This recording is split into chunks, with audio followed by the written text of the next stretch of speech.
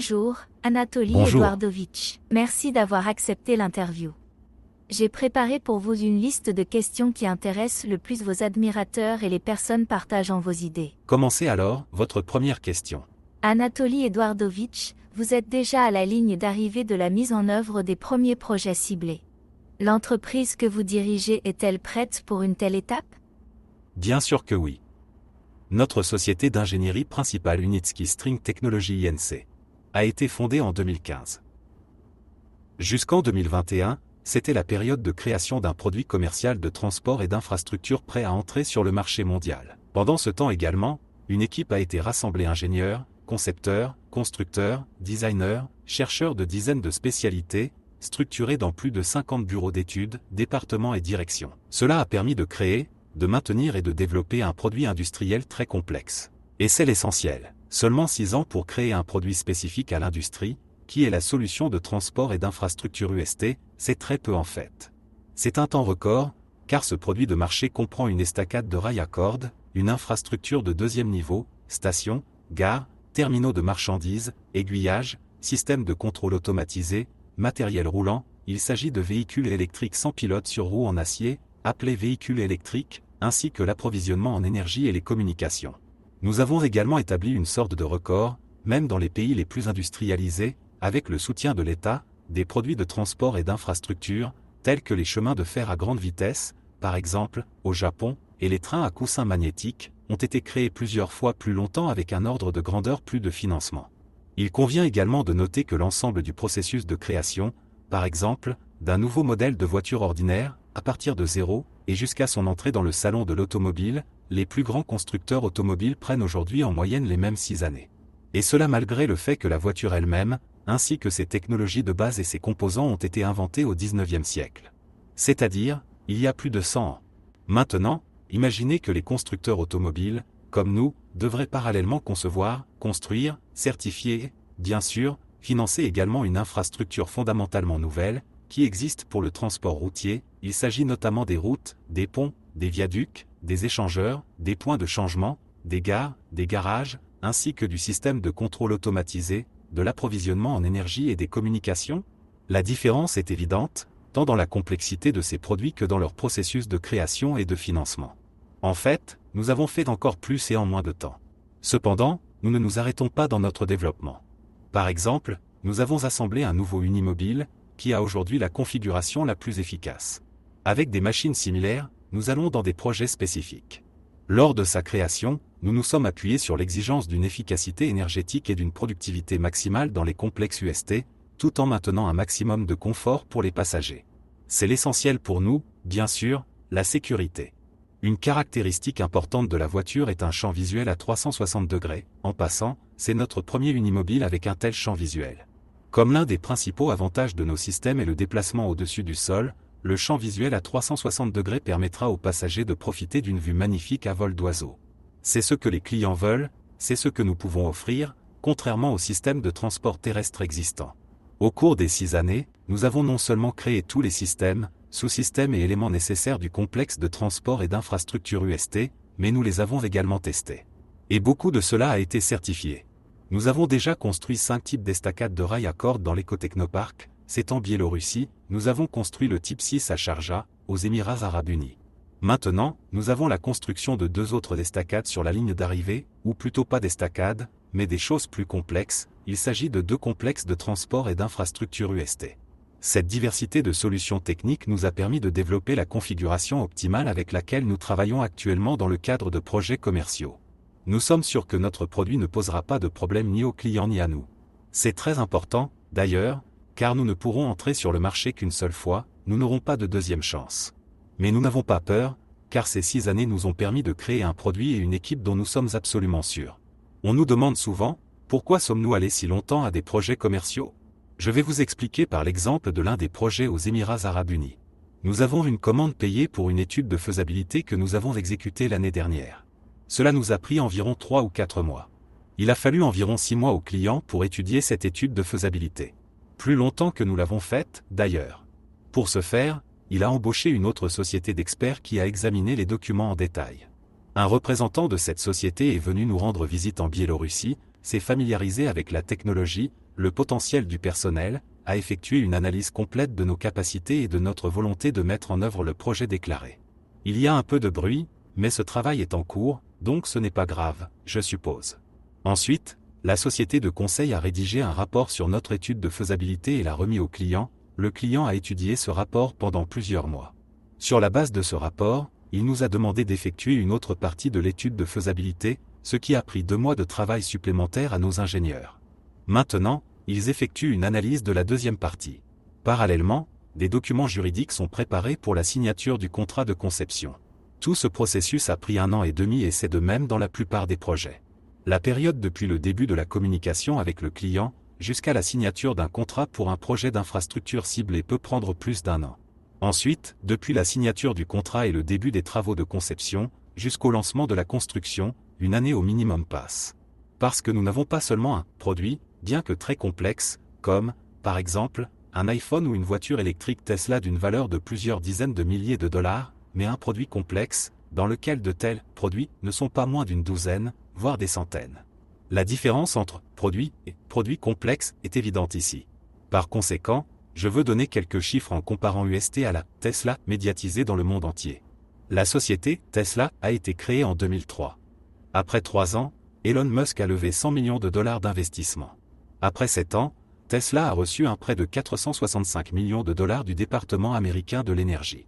Nous n'avons jamais vu autant d'argent. Après 9 ans, le Model S a été mis en vente, et seulement après 14 ans, en 2017, Tesla a commencé à vendre la berline Model 3. Nous avons commencé la production de véhicules électriques sur rail sans pilote sur roues en acier, techniquement beaucoup plus complexe que Tesla, en 2017, lorsque notre premier Unibike est parti, c'est-à-dire seulement 2 ans après la fondation de la société anonyme de type ouvert String Technology. Les États ne nous ont pas aidés ni le nôtre, ni les étrangers aucun. En même temps, en 2017, notre production d'Unimobile a également été lancée, créée, à partir de zéro. Aussi 2 ans plus tard.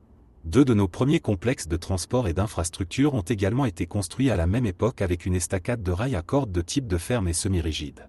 Comparez ce que Tesla a fait au cours des 2 premières années. À ce jour, nous avons déjà conçu, fabriqué et testé 14 modèles de nos véhicules électriques de passagers et de marchandises, dont 5 à grande vitesse, déjà certifiés. Nous avons notamment fait un modèle à grande vitesse avec des vitesses allant jusqu'à 500 km/h. 2 autres modèles sont en cours de fabrication à ce jour.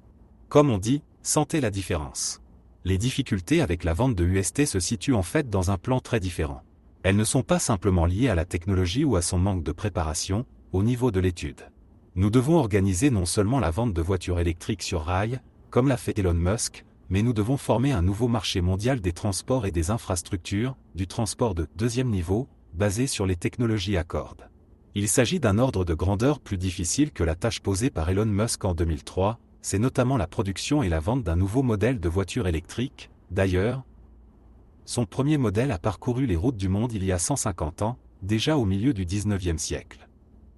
Anatoly Eduardovitch, merci beaucoup pour la réponse à la première question, et passons à la question suivante. Comment estimez-vous la valeur marchande de Unitsky String Technology (INC) à ce jour? C'est une bonne question et au fait, c'est une question fréquemment posée. Je ne peux pas y répondre brièvement, alors j'ai besoin de temps pour le faire. La valeur marchande d'une entreprise peut être évaluée seulement après que cette entreprise entre sur le marché des valeurs mobilières. Maintenant, nous pouvons donner nos estimations en fonction des actifs de la société. Ceux-ci comprennent le fonds statutaire de Unitsky String Technology, INC, qui est aujourd'hui plus de 70 millions de dollars. Il est très important de souligner que ce fonds statutaire a été payé en argent, surtout en devises étrangères. C'est une très grande somme, plus que beaucoup de dirigeants industriels biélorusses. En même temps, nous avons d'autres actifs. Ce sont des voitures, des grues, des bâtiments, des structures, des terrains, des ordinateurs et du matériel de bureau. Si vous ajoutez cela au fonds statutaire, vous obtiendrez beaucoup plus de 100 millions de dollars. Bien sûr, la valeur d'une entreprise est principalement déterminée par le type de profit qu'elle peut apporter dans une période donnée. Nous avons une évaluation de la propriété intellectuelle sur la technologie à cordes, menée non pas par nous, comme beaucoup le pensent, mais par une société indépendante accréditée pour de telles activités. Elle a estimé le coût de notre technologie, et en fait, celui de la société porteuse de cette technologie, qui comprend les connaissances et l'équipe de spécialistes, à 400 milliards de dollars. Je répète, 400 milliards de dollars. Mais il s'agit plutôt d'une sous-estimation, car la demande du marché augmente chaque année. Par ailleurs, la capitalisation de la société Tesla, qui a commencé ses activités en 2003 avec une technologie de transport moins révolutionnaire et en demande que UST, en 2021, a dépassé, attention, $1 billion. D'ici 2030, on estime que le marché mondial du transport intelligent atteindra à lui seul $300 milliards, avec environ $360 milliards de véhicules électriques et plus de $1 milliards de véhicules à zéro émission. En raison de l'augmentation de la congestion routière, la demande de services de transport à la demande augmentera également, de plus de $700 milliards d'ici 2030.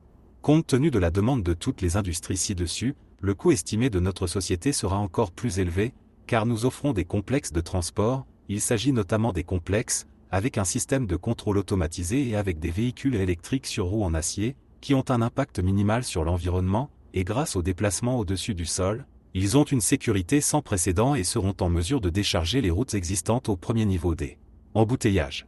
Dans les 10 prochaines années, nous prévoyons de couvrir 10% de l'ensemble du marché des services de transport. Aujourd'hui, ce marché se développe rapidement et les problèmes de transport sont plus urgents que jamais. Nous travaillons activement en Indonésie, en Inde, en Russie, au Moyen-Orient, en Afrique dans de nombreux pays, en Amérique latine et dans d'autres régions du monde. Nous savons donc de la pratique et de la communication avec nos clients que ces problèmes concernent une grande variété de pays et de toutes les grandes villes sans exception. Nous sommes prêts à les résoudre.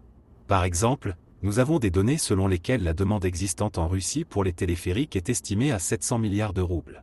C'est plus de $10 milliards. Et ce n'est qu'un pays et un segment du marché des transports. Par conséquent, si nous parlons de 400 milliards de dollars, il est probable que la valeur marchande de notre entreprise sera encore plus élevée. D'accord, je vous l'ai compris. Dites-moi, l'entreprise réalise-t-elle maintenant des bénéfices? Les revenus dépassent-ils les dépenses? Vous avez posé une autre bonne question fréquente. Oui, bien sûr, l'entreprise réalise déjà des bénéfices substantiels. Notre complexe de production SARL SW Plan, que nous avons créé 2 ans après la création de Unitsky String Technology, INC, exécute non seulement les commandes liées au développement des technologies Accord, mais aussi les commandes importantes d'organisations tierces, et ces commandes sont vraiment nombreuses. La base technologique que nous avons créée et notre parc de machines de classe mondiale permettent d'effectuer les travaux les plus complexes. Notre entreprise de production est compétitive non seulement en Biélorussie, mais aussi dans les pays de la CEI, Russie, Kazakhstan, Ouzbékistan et avec un certain nombre d'autres pays. Par exemple, la voiture électrique Kama, commandée par le consortium russe Kamaz, qui a d'ailleurs été présentée l'année dernière au président russe Vladimir Poutine, a été produite sur les capacités de notre production. C'est nous qui l'avons produite, pas quelqu'un d'autre. Et nous avons des dizaines de ces projets, qui nous apportent tous des bénéfices. En outre, l'organisation du projet reçoit également des bénéfices. Tout d'abord, ce sont les bénéfices provenant des contrats pour la création de la documentation du projet sur nos solutions de transport et d'infrastructure UST. Nous avons été payés pour des études de faisabilité de projets ciblés dans plusieurs pays dans différentes régions du monde. Et ce sont des sommes assez importantes, environ $1 million chacun. Nous nous dirigeons vers la réalisation des travaux de conception et de prospection. Ici, nous avons également reçu les premiers paiements. Notre direction des travaux de conception, qui a essentiellement grandi au niveau d'un grand institut de conception, exécute un certain nombre de commandes tierces qui permettent de faire appel à nos spécialistes et de former simultanément le personnel dans le processus de conception d'une grande variété de bâtiments et de structures, non seulement liés au transport Accord, et puis de faire passer ces spécialistes au travail sur les solutions de transport et d'infrastructure de UST, où il y a aussi beaucoup de chantiers, stations, gares. Ça fait aussi du profit. L'année dernière, nous avons publié un rapport sur l'opinion d'audit, à partir de laquelle vous pouvez voir que l'organisation du projet a une partie très importante des revenus. Nous publierons également le rapport pour cette année, où nous verrons que cette partie des revenus a considérablement augmenté. Dans un proche avenir, nous allons faire un profit, et ensuite nous allons seulement augmenter. Merci beaucoup, Anatoly Eduardovitch, pour la réponse la plus intéressante à cette question. Nous continuons. S'il vous plaît, dites-moi, quels sont les principaux enjeux dans l'entreprise pour réussir sur le marché et la commercialisation de la technologie? Les principaux enjeux que notre entreprise fait sont inscrits dans notre positionnement. Nous offrons le transport, sur, mouvement au deuxième niveau, où les collisions et les accidents sont exclus, intelligent, il est automatisé et s'intègre facilement dans le soi-disant Internet des objets, écologique, ne prend pas de terre et fonctionne à l'aide de l'électricité. Mais surtout, notre transport est très efficace. Je peux dire en toute sécurité, il est le plus efficace de tous les systèmes et développements de transport connus et prometteurs, y compris en termes de coût d'investissement pour la construction. Nous sommes au moins 3 fois moins chers que le train léger, 10 fois moins chers que le métro. Par rapport au téléphérique, nous réduisons les dépenses en capital de 1,5 à 2 fois. Cependant, vous pouvez voir et vraiment faire un tour sur notre transport pas dans un jeu d'ordinateur, comme beaucoup offrent leur technologie, mais dans le centre Husky dans les Émirats Arabes Unis et dans l'éco-technoparc en Biélorussie. En termes de coût d'exploitation, nous gagnons également beaucoup par rapport aux autres systèmes. Les dépenses d'énergie pour le mouvement de nos véhicules électriques sur des roues en acier avec des rails à cordes sont beaucoup plus faibles que la consommation d'énergie, de carburant, et donc d'argent pour le mouvement des autobus, des trolleybus qui ont des pneus, c'est une très grande résistance au mouvement, des cabines de téléphérique, où la roue roule sur une corde, qui a également une très grande résistance au roulement de la roue, des trains sur le coussin magnétique. C'est une illusion chez la plupart des habitants. Les spécialistes savent la vérité, ce qui n'est pas si facile, pousser et faire marcher, non. Les trains à coussin magnétique sont moins efficaces que les avions, il s'agit du transport le plus inefficace, c'est le problème. C'est pourquoi Siemens a maintenant fermé son projet Transrapid comme un transport inefficace et inutile, après avoir dépensé plus de 50 ans et 6,5 milliards d'euros pour sa création et en construisant un seul projet, Shanghai Aéroport. Et pas seulement en comparaison avec les trains à coussin magnétique et même avec les tramways. Si nous comparons avec les trains, nous avons moins de résistance au mouvement et, par conséquent, moins de gaspillage d'énergie. Ceci est très important pour les clients, car à long terme, nous prévoyons la durée de vie du matériel roulant d'au moins 25 ans et celle des estacades d'au moins 50 ans, ce sont les coûts d'exploitation qui deviennent la clé pour le client et notre offre à cet égard est unique. Je peux expliquer de la façon suivante, si nous déclarons que la période de récupération de nos systèmes est de 5 à 6 ans, alors nous rembourserons le projet tous les 5 à 6 ans. Donc, nous avons un petit coût et nous remboursons rapidement le projet. L'argent sera retourné, puis nous gagnerons en 5 ans encore le montant du coût du projet. Les 5 prochaines années donneront un autre montant du coût du projet que nous allons gagner. Maintenant, imaginez le retour sur investissement qu'il faut attendre 30 ans. Cela signifie que les coûts sont si importants que l'argent ne revient même pas, et ce sera impossible pour vous de gagner de l'argent. Cela est dû au fait que nos coûts d'exploitation sont très faibles. C'est un facteur très important, il n'est généralement pas pris en compte et ne demande que « combien cela coûte-t-il ?» Cependant, il est plus important de savoir les coûts d'exploitation. C'est de l'énergie électrique ou simplement de l'énergie de carburant, c'est des salaires, c'est des amortissements, c'est des réparations de matériel roulant, des estacades, etc. Tout cela est le coût. Dans le plan de l'applicabilité de la technologie UST, nous partons du nombre de directions. La première est la communication entre les villes et les banlieues, sur laquelle nous sommes déjà en train de concevoir. Presque toutes les villes, en particulier les grandes, sont confrontées à des problèmes de migration pendulaire lorsque, aux heures de pointe, de nombreux transports s'accumulent à l'entrée de la ville et créent des embouteillages. La création de nouvelles routes ne résout pas ces problèmes, ne fait que conduire à de nouvelles voitures. C'est ce que nous voyons dans l'exemple de Moscou. Cependant, le passage généralisé aux véhicules électriques verts circulant sur les mêmes routes au premier niveau ne résoudra pas non plus ces problèmes.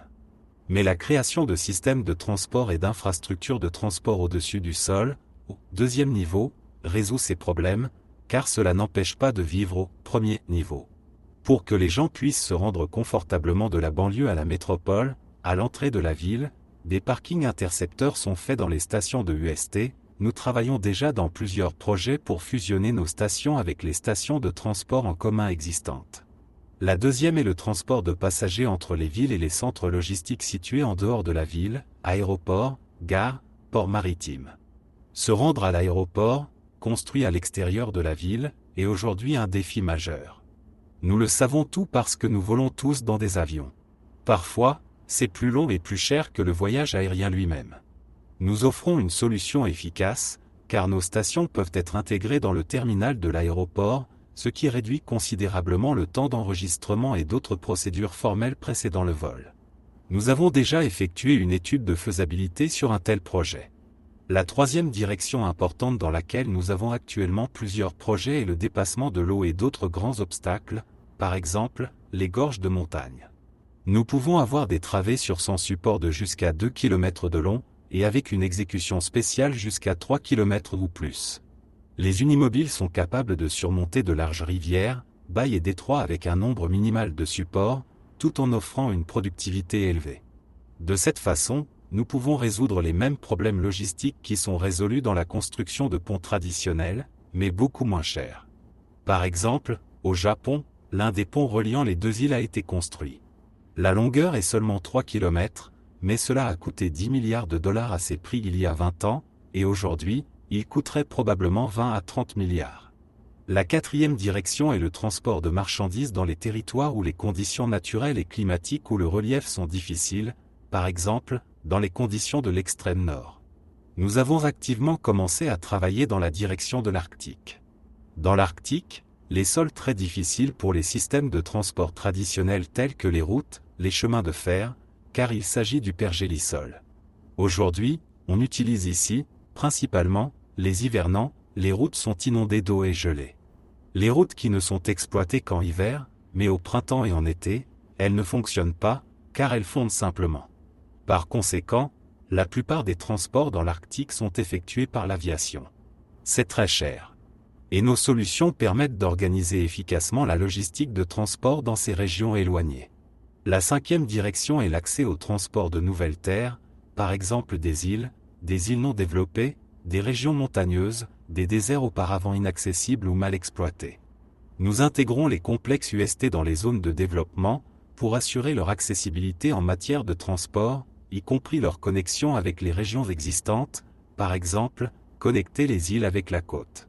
C'est une solution très attrayante pour de nombreux clients, car l'intégration des complexes de transport UST dans les projets de développement permet d'augmenter la valeur marchande de l'immobilier par la suite. Par exemple, à Dubaï, le coût de l'immobilier le long de la ligne de métro, quand il a été construit, a augmenté de 1,5 fois. Cela signifie que, d'une part, le développeur résout le problème de l'accessibilité des transports pour les clients, et de l'autre, il augmente sa rentabilité provenant du projet en raison de la croissance de la valeur de l'immobilier. Nous avons un tel projet dans la phase finale aux Émirats arabes unis, d'ailleurs. Et, enfin, la sixième direction est le transport de passagers dans les territoires avec des exigences accrues en matière d'environnement, et ce sont les parcs, les réserves naturelles qui sont des zones spécialement protégées. Nous négocions déjà un certain nombre de ces projets, où les exigences environnementales sont très élevées. Étant donné que UST ne dépossède pas la terre, ne perturbe pas la migration des animaux et ne perturbe pas le mouvement des eaux souterraines et des eaux de surface, nous sommes en mesure de résoudre le problème des transports dans une telle zone sans impact sur les écosystèmes naturels. Je peux donner un exemple. En Australie, il y a 12 ans, il y avait un projet reliant le port à un gisement au fond du continent qui produisait un effet de 10 milliards de dollars si le chemin de fer était construit. Mais quand ils ont fait le projet, il n'a pas passé l'examen, parce que la route a traversé le chemin de la migration de certains animaux, des lézards ou quelques autres animaux rares, ou peut-être des grenouilles. Je ne me souviens même pas exactement de l'espèce de ces petits animaux. En tout cas, ce fait a fermé le projet. Nous ne l'empêchons pas. Merci, Anatoly Eduardovitch. Vous, comme personne d'autre, savez comment tout le monde aime et attend l'EcoFest, quelle est l'ambiance incroyable d'amitié, de soutien mutuel, de compréhension mutuelle que tout le monde peut y sentir. Et, par conséquent, une autre question pertinente et très fréquemment posée, y aura-t-il un EcoFest en 2023 ? Oh, si vous saviez à quel point cet EcoFest m'a manqué. Parce que le dernier que nous avions était en 2019. Les événements en ligne, c'est différent. Par conséquent, bien sûr, il est nécessaire que vous puissiez voir les yeux, que vous puissiez communiquer, parler avec les autres, etc. Par conséquent, nous prévoyons d'organiser le prochain EcoFest en mars ou avril 2023 déjà en direct, ici, dans les Émirats arabes unis, à Sharjah, et de l'organiser en l'honneur du lancement d'un nouveau complexe de transport et d'infrastructure qui est en construction ici et qui est en phase finale de construction à Sharjah. C'est un complexe avec une estacade de rails à cordes de type lourd, avant cela, nous avions toutes les estacades de type léger. Qu'est-ce que cela signifie ? Ceci est pour le mouvement du matériel roulant pesant jusqu'à 60 tonnes. J'ai dit que c'était le poids d'un char lourd, mais en fait le char lourd pèse moins.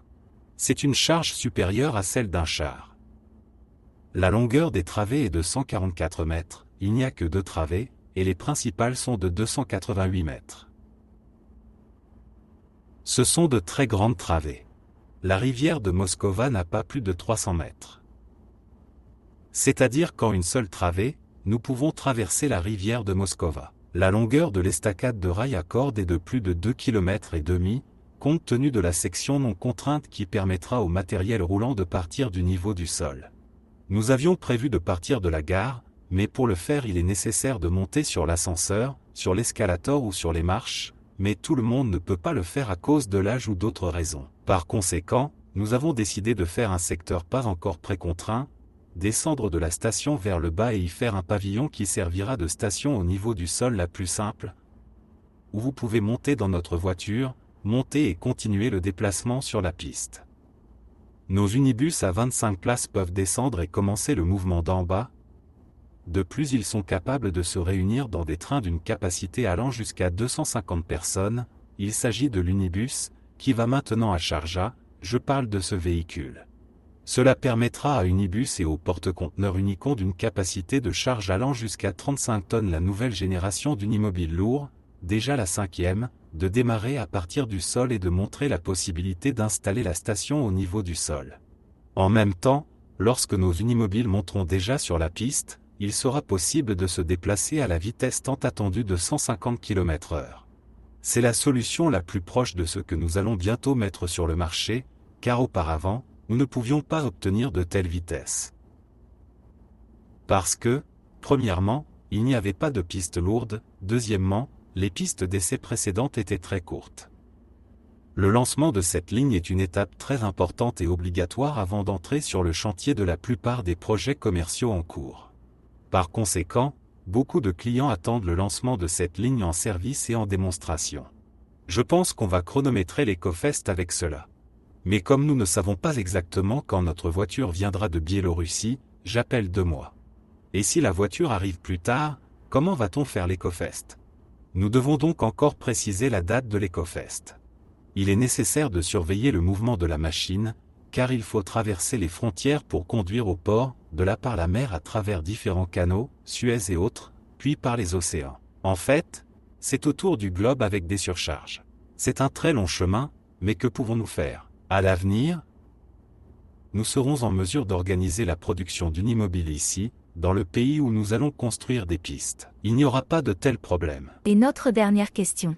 Anatoly Eduardovitch, pensez-vous que la société sera en mesure de surmonter la crise économique dans le monde? Êtes-vous sûr du succès de la société UST? Regardez combien de forces majeures nous avons vues. Combien d'entreprises et de start-up sont mortes, je pense, qu'il y en a des millions dans le monde qui ont fermé. Des millions d'entreprises, pas moins. Nous avons survécu.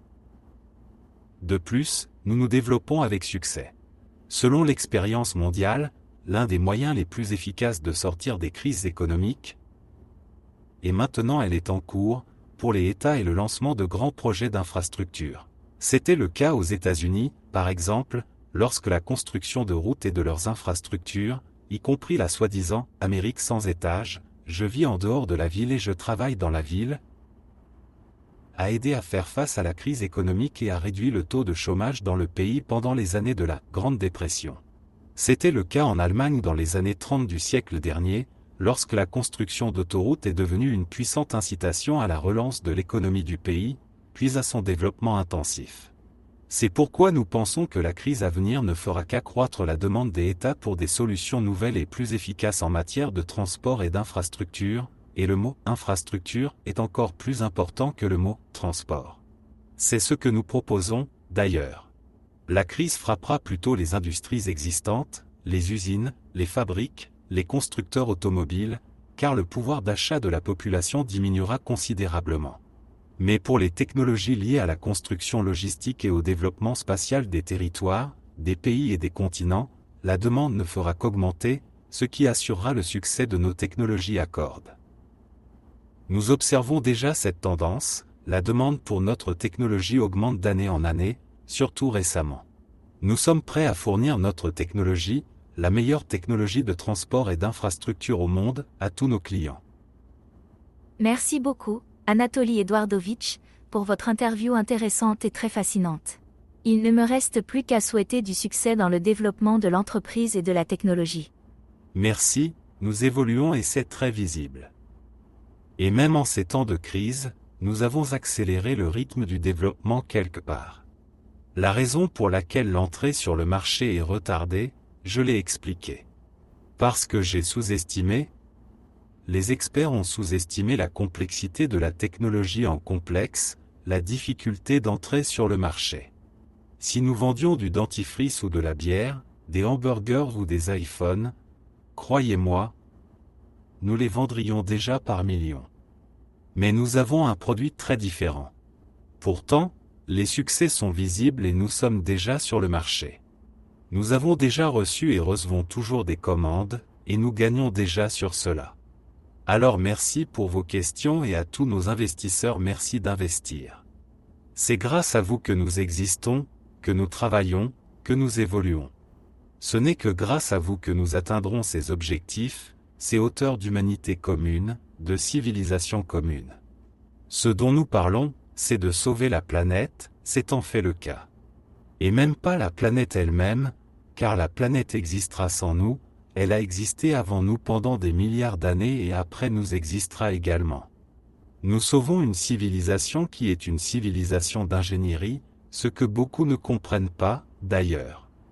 Ils pensent que notre civilisation a été créée par les banquiers, les politiciens, les philosophes, les économistes. Le mot « technocratique » ou « technogénique » est déjà devenu un juron. Mais la technocratie n'est pas à blâmer.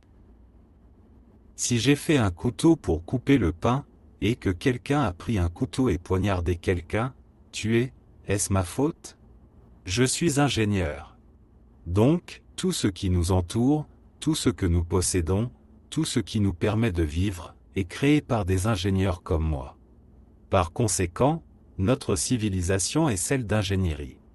Notre civilisation a choisi cette voie il y a environ 2 millions d'années, lorsque le premier inventeur sérieux, nous ne connaissons pas son nom et ne le saurons jamais, a inventé le feu.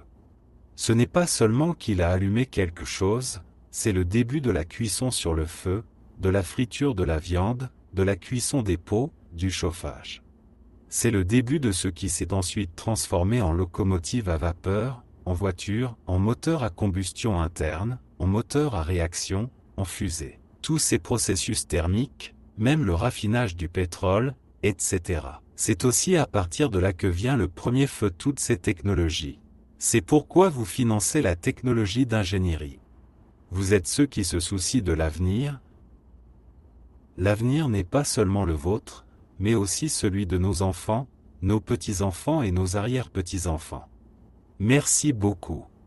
Vous et moi, nous allons remplir notre mission jusqu'au bout, peu importe ce que cela vaut. Merci beaucoup, Anatoly Eduardovitch.